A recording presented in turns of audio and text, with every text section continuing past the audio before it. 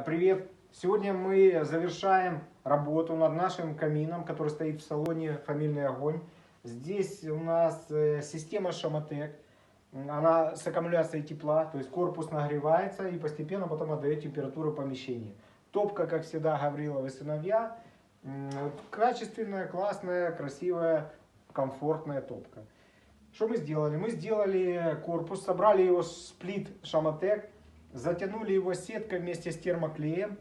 Он немножко подсох. Потом мы нанесли грунтовку. Потом этот слой белый, так называемая подложка для краски. И теперь наносим краску. Текстурная краска, она с добавлением песка. То есть она формируется таким образом, что как вы хотите, такой рисунок и наносите. Ну не знаю, мне такая, в принципе, такой вариант нравится.